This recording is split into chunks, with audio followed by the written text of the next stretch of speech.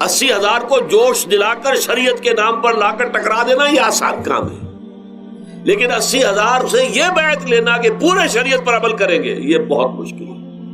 یہی تو وجہ ہے ہمارا قافلہ اگر سست گام ہے تو کیوں ہے؟ ہم یہ کہتے ہیں کہ پہلے میدان میں آنے سے پہلے اپنی ذات پر، اپنے گھر میں دین نافذ کرو، پھر باہر نکلو، اپنی معاش اور اپنی معاشرت پر اسلامی شریعت نافذ کرو، پھر باہر آ کر اسلام کا نعرہ لگانے کا تمہیں حق پہنچتا ہے، ورنہ نہیں۔ اگر تمہاری اپنی ذات پر دین نافذ نہیں، چہرے پر 12 بجے ہوئے ہو، اللہ تعالیٰ کے نبی کی سنت کا کہیں آثار دور دور تک نظر نہ آ رہے ہو، روزانہ پھاوڑا چلا رہا ہو آدمی نبی کی سنت کے اوپر شیو کر رہا ہو، اور پھر وہ کہے میں اسلام چاہتا ہوں، بھائی اللہ کے بندے پہلے ذرا یہ کمی پوری کر لے۔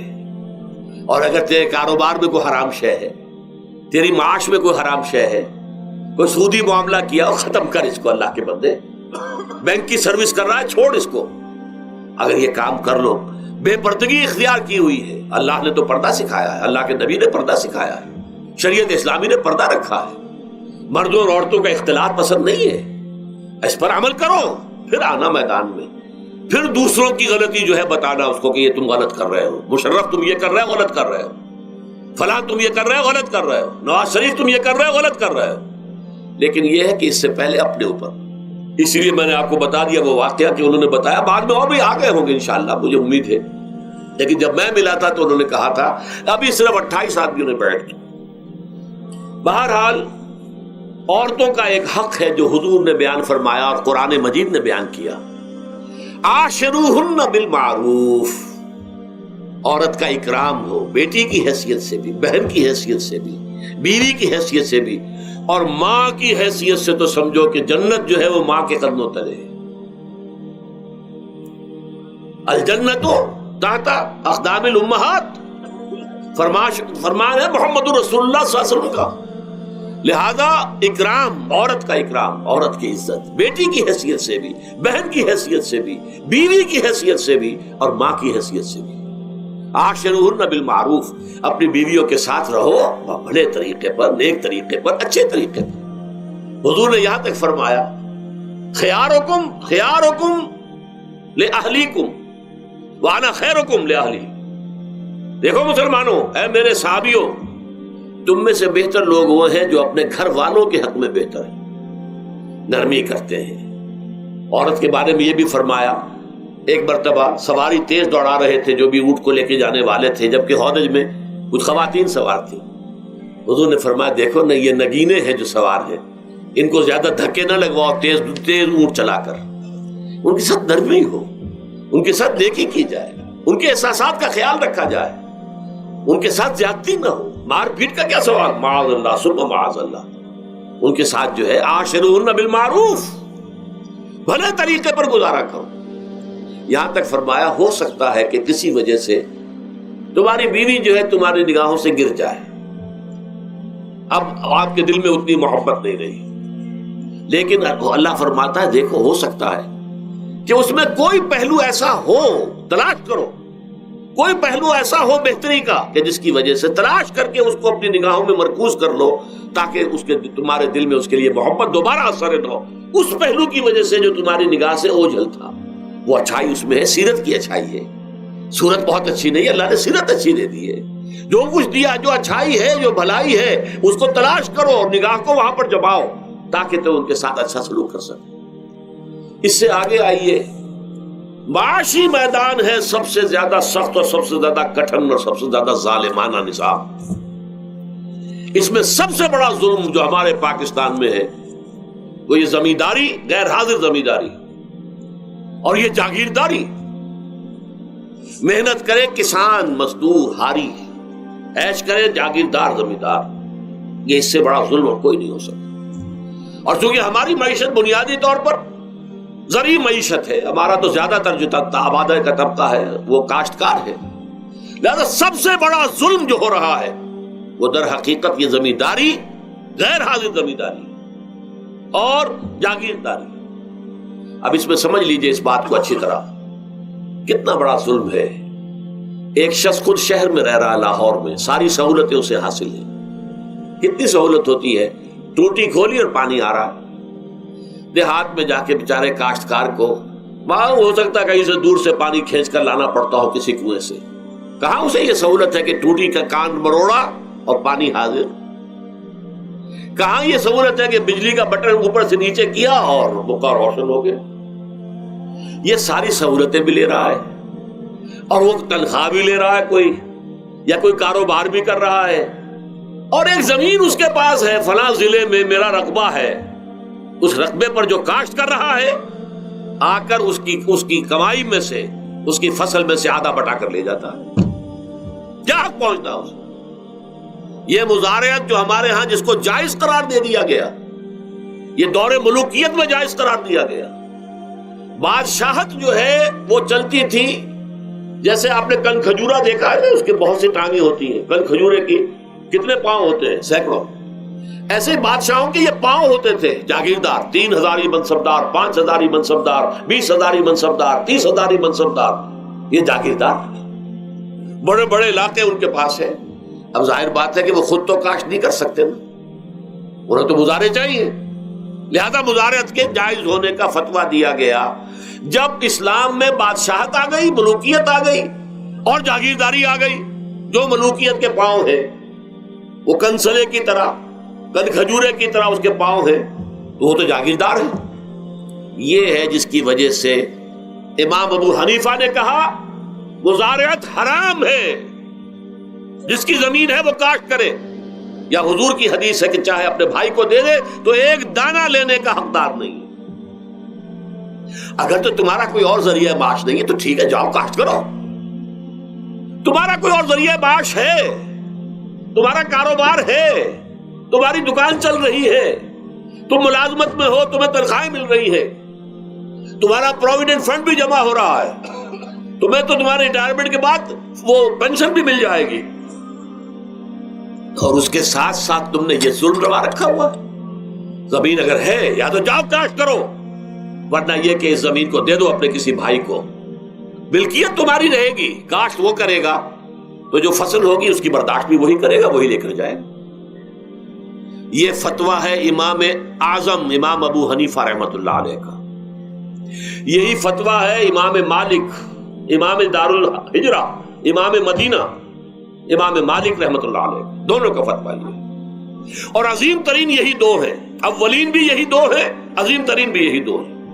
امام شافعی بھی شاگرد ہیں امام مالک کے، امام احمد ابن حنبل شاگرد ہیں امام شافعی کے.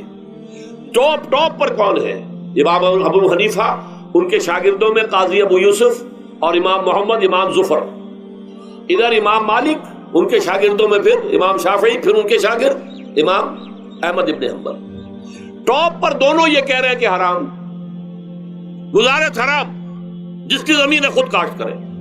یہاں یہ ہے کہ خود کاشت نہیں کر سکتا تو اپنے بھائی کو دے دے، بس ٹھیک ہے، اس میں سے کوئی حصہ لینے کا وہ حقدار نہیں ہے. جو محنت کرے، جو خون پسینہ اپنا لگائے، وہی اس سے ساری جو ہے آمد بھی اس کو حاصل ہونی چاہیے. یہ مجھے حال ہی میں، یہ آپ کے علم میں ہونا چاہیے، یہ فتویٰ دیا ہے قاضی ابو یوسف اور امام محمد نے. مزارعت حلال ہے، جائز ہے. شرطیں لگائی انہوں نے کہ بیج بھی زمیندار دے، کوئی جانور وغیرہ ہے تو وہ بھی زمیندار کا ہو، اگر کوئی ٹریکٹر ہے تو اس کی بھی پیمنٹ جو ہے زمیندار کرے. یہ ہے شرطیں، یعنی اس کا کوشش کی ہے کہ اس جاگیرداری کا ڈنک جو ہے کم ہو جائے، اس مزارعت کے اندر جو مضرت ہے وہ کم ہو جائے.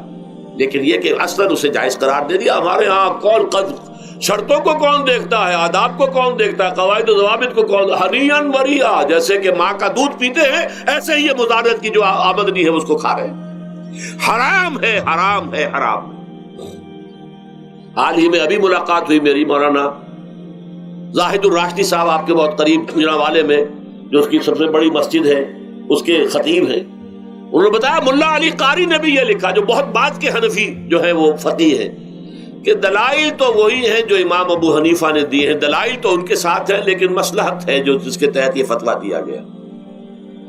یہاں تک کہ مولانا شبیر احمد عثمانی کے ساتھ دستے راست سمجھ لیجئے ظفر احمد عثمانی رحمت اللہ علیہما، انہوں نے بھی یہ لکھا ہے کہ دلائل تو امام صاحبی کی رائے کے حق میں جاتے ہیں، لیکن یہ کہ ہمارے ہاں تقلید کا ایسا ایک قلادہ گردنوں میں ڈال لیا گیا ہے کیونکہ ہمارے بزرگوں نے فتویٰ دے دیا، قاضی ابو یوسف نے امام اور قاضی اور امام محمد نے، لہذا فتویٰ تو اسی پر چلے گا۔ میں نے ان سے بات کی اور ان کا ڈٹ کر میں نے کہا میدان میں آئیے نا، کام کیجیے۔ جب تک یہ مزارعت ختم نہیں ہوتی ہے، جب تک جاگیرداری اور زمینداری ختم نہیں ہوتی ہے، اس ملک میں کوئی سیاست صحیح آ ہی نہیں سکتی۔ یہ سیاست تو وڈیروں کا، جاگیرداروں کا، بڑے بڑے زمینداروں کا کھیل ہے۔ یہ آپ نے پتہ نہیں نام سنا ہے کہ نہیں، میوزیکل چیئرز گیم، یہ ہوتا ہے ان کا کھیلنے والوں کا، بہت زیادہ دولت والے جو ہیں ان کا کھیل ہے۔ ان کو کام تو کوئی کرنا نہیں ہوتا، جاگیردار ہے، اسے کو کام کرنا ہے۔ وہ بیٹھ کر ایک کلب بنا رکھی ہے، یہ پارلیمنٹ کیا ہے، کلب ہے، وہاں بیٹھ کے وہ اپنا وقت گزاری کرتے ہیں۔ یہ پوائنٹ آف آرڈر آ گیا ہے، اور یہ جو ہے ہماری حقوق جو ہے، پریولیج موشن آ گئی ہے، وہ کرتے نہیں گفتگو بیٹھ۔ تو یہ جان لیجئے کہ یہ ظلم کس نے کیا ہے؟ یہ خود کردہ ہے، یہ ہم نے اس نظام کو برداشت کیا ہوا ہے۔ جب تک ہم نہیں اٹھیں گے یہ نظام ختم نہیں ہوگا۔ خود کردہ کا علاج خود ہی کرنا ہوگا۔ یہ غلط نظام جو چلا آ رہا ہے، جب تک اس کو ہم بدلیں گے نہیں، اس کو ختم نہیں کریں گے، اس وقت تک یہ ظلم کیسے ختم ہوگا؟ اس سے آگے آئیے، ایک ہے کارخانے دار۔ کارخانے دار کو اور مزدور کو آپ نے چھوڑ دیا کہ باہم طے کریں۔ کارخانے دار کہتا میں تو صاحب آپ کو 15 روپے دوں گا، کام کرنا ہے تو کریں، نہیں کرتے تو نہ کریں۔ آپ نے زیادہ سے زیادہ یہ کیا کہ نہیں، یہ ویج بہت کم ہے، آپ نے ایک یونین بنا لی، کچھ ہڑتال کر دی۔ اچھا ہڑتال کر دی، 10 دن کی ہڑتال کے بعد غریب مزدور کا تو بچہ ہو سکتا ہے بھوکا مرنے لگے، کارخانے دار کی صحت پہ کوئی اثر پڑے گا؟ اس میں لاکھوں ہیں، کروڑوں ہیں، اس کی صحت پر کوئی اثر نہیں پڑتا۔ لہذا یہ ظلم ہے۔ اس ظلم کا علاج کیا ہے؟ اگر یہ ضمانت ریاست کی طرف سے ہو، حکومت کی طرف سے، کہ اگر تمہیں تمہاری مناسب مزدوری نہیں ملتی مت کرو کام، لیکن تمہارے بچے کو بھوکا ہم نہیں مرنے دیں گے، تمہیں سبسسٹنس الاؤنس دیں گے، ان ایمپلائمنٹ الاؤنس دیں گے، ہم زکوٰۃ کا نظام قائم کریں گے جس کے تحت کے انڈر رائٹ کر دیں گے، طے کر دیں گے، لکھ دیں گے کہ ہر شہری کی بنیادی ضروریات کی کفالت ریاست کے ذمے ہے۔ اب اگر ایسا ہے تو ایک آدمی پاؤں جما کر بات کرے گا نا کارخانے دار کے ساتھ، ایک امپلائی جو ہے امپلائر سے بات کرے گا پاؤں جما کر، جناب آپ مجھے تنخواہ کم دے رہے ہیں میں کام نہیں کروں گا۔ لیکن اب کیا ہے، جناب آپ مجھے تنخواہ کم دے رہے ہیں میں کام نہیں کروں گا، مالک کہتے جاؤ دفعہ ہو جاؤ۔ پھر وہ کیا کہتا ہے، اچھا جی میں اسی تنخواہ پہ کام کروں گا، اس کا تو کوئی فائدہ، اسی کی جائے کہاں؟ وہ مارکیٹ میں تو سرمایہ داروں کا گٹھ جوڑ ہے، انہوں نے کارٹلز بنا رکھے ہیں، وہ تو ظاہر بات ہے کہ وہ ویج نہیں بڑھائیں گے، الا یہ کہ مزدور کی پوزیشن ایسی ہو کہ وہ بھی ڈٹ کر کھڑا ہو جائے۔ اور وہ ڈٹ کر کھڑا کب ہوگا؟ جب اس کو ضمانت ملی ہوئی ہو ریاست کی طرف سے، حکومت کی طرف سے، کہ اگر تمہارے پاس جاب نہیں ہوگا، کام نہیں ہوگا، تمہارے پاس کوئی مزدوری نہیں ہوگی، تو تمہیں اتنا وظیفہ تو ہر مہینے ملتا رہے گا جس سے تم اور تمہارے اہل و عیال جو ہے وہ کم سے کم زندہ رہ سکو۔ پھر کھڑے ہو کر بات کر سکتا ہے مزدور، پھر صحیح جو ہے ان کے درمیان معاہدہ ہوگا تو وہ منصفانہ ہوگا، عادلانہ ہوگا۔ جب تک یہ نہیں ہے، اور یہ نظام کیسے ہوگا جب تک کہ زکوٰۃ کا نظام قائم نہ کیا جائے۔ اب زکوٰۃ کا بھی ایک نظام تو وہ تھا جو بدنام کرنے کے لیے زکوٰۃ کو ضیاء الحق صاحب نے نافذ کیا، وہ تو بدنامی ہے، وہ تو سود کا کمیشن ہے، کہ سود میں آپ کو اگر 6% ملتا تھا تو 2.5% انہوں نے کاٹ لیا، 4.5-3.5% آپ کو دے دیے، تو سود میں سے حصہ لے لیا ہے نا۔ سود کو حرام کرے اور زکوٰۃ پورے مال پر، سارے تجارتی اموال پر مال زکوٰۃ لے۔ آپ کی دکان میں جناب 10 لاکھ کا مال پڑا ہوا ہے، 2.5% کے حساب سے دے دیجئے، کتنا من اکاؤنٹ آپ کر لیجئے گا۔ کوئی ایک ہے اسٹاکسٹ، آپ کے گودام میں اتنا اسٹاک پڑا ہوا ہے، اتنی مالیت کا 2.5% دیجئے، تمہاری اتنی بھیڑیں بکریاں ہیں، اتنی بھیڑیں اتنی بکریاں نکال دو۔ جب تک کہ تمام اموال میں سے زکوٰۃ نہ لیجیے، یہ کیا کہ بینک کے اندر جو جمع ہے اس پر سے زکوٰۃ کاٹ لی، انا للہ و انا الیہ راجعون، نام اس کا زکوٰۃ رکھا ہے، اور خیرات کا ایک نظام بنا دیا، کچھ خیرات اور کچھ سیاسی جو ہے اپنا ہتھ کنڈا، کہ وہ کے ناظمین زکوٰۃ جو بن رہے ہیں اور زکوٰۃ کونسلیں بن رہی ہیں، وہ سب کون ہیں؟ جو ہمارے سیاسی طور پر ہمارے ساتھی ہیں, ہمارے ورکرز ہیں, اور پھر جتنے غبن ہوئے ہیں اور جتنا اس کے مس اپروپریشن سب کو معلوم ہے. ہمارے معاشرے میں آخر اگر حکومت کے جتنے محاصل ہیں وہ غبن ہوتے ہیں تو زکوٰۃ کا کیوں نہیں غبن ہوگا؟ زکوٰۃ کو آسمان سے اتری ہے, بلکہ زکوٰۃ میں سے غبن کرنا تو آسان ہے, اس لیے کہ سود میں سے کاٹا ہوا ہے. اس میں تو انسان جو ہے وہ برا بھی محسوس نہیں کرے گا کہ یہ تو سود ہے, لعنت ہے, اگر اس کو میں نے کچھ ہضم کر لیا تو کیا ہو گیا. جب تک کہ یہ دو نظام نہیں آئیں گے, اور تیسرے یہ کہ سود کے ذریعے سے, جب تک کہ یہ ظلم, سود کا نتیجہ کیا نکلتا ہے؟ اصل میں ہمارے عام آدمی سمجھتے ہیں سود کہ اچھا ہے جی, کیا ہے, ایک آدمی نے پیسے جمع کرائے ہیں, اب اسے ہر مہینے اتنا پیسہ مل رہا ہے. عام آدمی بھی ہمارے ہاں یہ جو پٹھانوں والا سود ہے, یہ جو سود خور گاؤں میں بیٹھے ہوئے ہیں جو بہت بڑی شرح کے اوپر سود دیتے ہیں اور خون چوس جاتے ہیں لوگوں کا, اور ان کے کسی طریقے سے قرضے ختم, ان کو تو سبھی برا کہتے ہیں. کوئی ایک آدمی بھی آپ کو نہیں ملے گا کہ ان کے لیے کلمہ خیر کہے, ان کے لیے کسی نرمی کا یا ان کے لیے کسی بھی آسانی کا کوئی مطالبہ کرے. البتہ یہ جو بڑا سود ہے, بینک کا سود, کاروباری سود, اس کی شناخت لوگوں پر واضح نہیں ہے. یہ ایک بہت بڑے پیمانے پر یہ برائی جو ہے آپ کو انڈیویجول پر نہیں نظر آ رہی. انڈیویجول تو بظاہر سمجھتا ہے ایک فرد, بھائی ٹھیک ہے میں جو دکان کے لیے مجھے قرض چاہیے تھا, مجھے قرض مل گیا, میں اپنا کاروبار کر رہا ہوں, تو میں جو کمائی کر رہا ہوں اس میں سے بینک کو بھی حصہ دے رہا ہوں اپنا, اس کا سود کا. اس میں کیا خرابی ہو گئی؟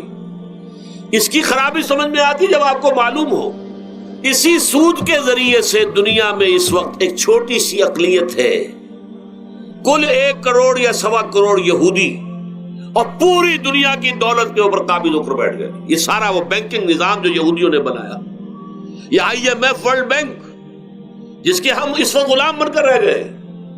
ہمارا چیف مارشل ایڈمنسٹریٹر اسے کہیں یا چیف ایگزیکٹو کہیں, ہمارا تو حکمران ہے, ہمارا بادشاہ ہے اس وقت, اور وہ بادشاہ سلامت کہتے ہیں کہ یہ IMF اور ورلڈ بینک کے لوگوں کے گوڈے ہمیں پکڑنے پڑتے ہیں, گوڈے گٹے. کیوں؟ ہم غلام ہیں ان کے, اور ہم جکڑے ہوئے اس سود کے اندر.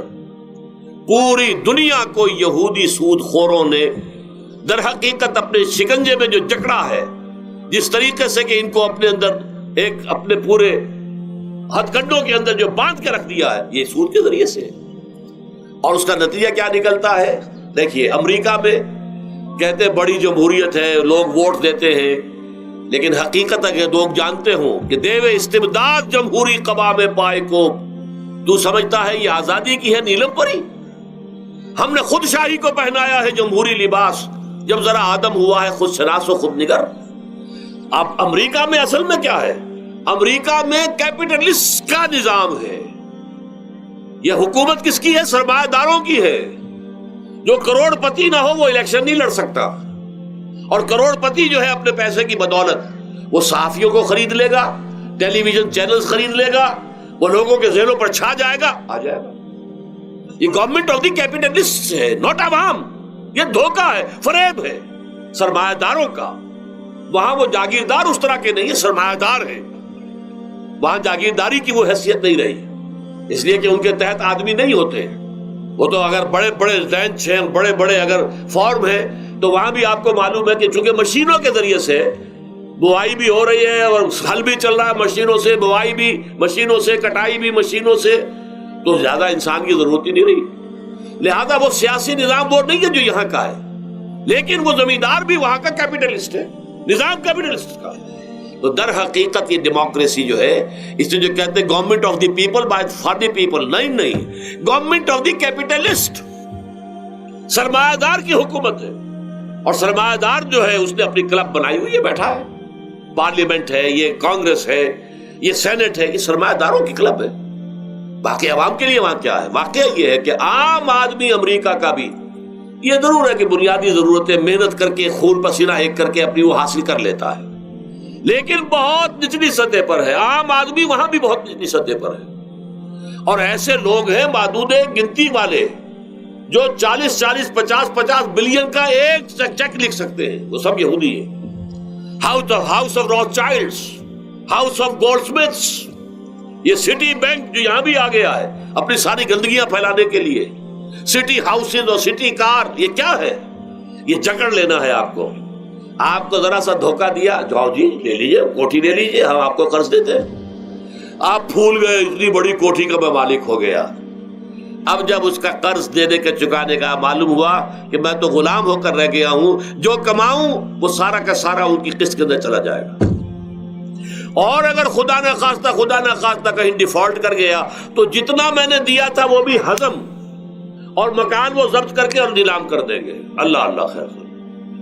لیکن وقتی طور پر ذرا سا دھوکہ جو ہو جاتا ہو، دیکھو اتنی بڑی کوٹھی کا میں مالک ہو گیا، دیکھو اتنی لمبی کار میرے پاس آ گئی، دیکھو فلاں شے میں نے حاصل کر لی، لیکن اس کا نتیجہ جو نکلتا ہے وہ تو وہاں والوں سے پوچھئے، جس طریقے سے کہ وہ غلام بن کر رہ جاتے ہیں، وہ مزدور بن کر رہ جاتے ہیں۔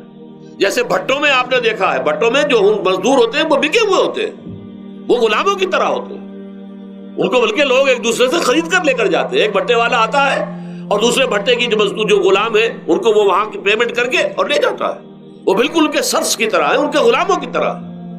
یہ ساری جو میں نے آپ کے سامنے گنوائی ہے، یہ در حقیقت نوع انسانی کو جو تقسیم کیا گیا، انگریزی میں آپ کہتے ہیں ہیو اور ہیو ناٹس، قرآن نے اس کے لیے کیا لفظ استعمال کیا؟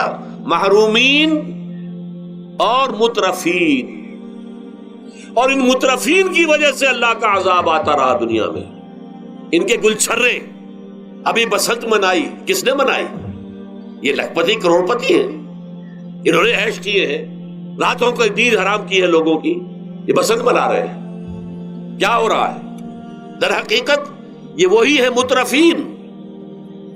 سورہ بنی اسرائیل میں فرمایا جب ہم یہ فیصلہ کر لیتے ہیں وَإِذَا أَرَدْنَا أَن نُهْلِكَ قَرْيَةً أَمَرْنَا مُتْرَفِيهَا فَفَسَقُوا فِيهَا فَحَقَّ عَلَيْهَا الْقَوْلُ فَدَمَّرْنَاهَا تَدْمِيرًا۔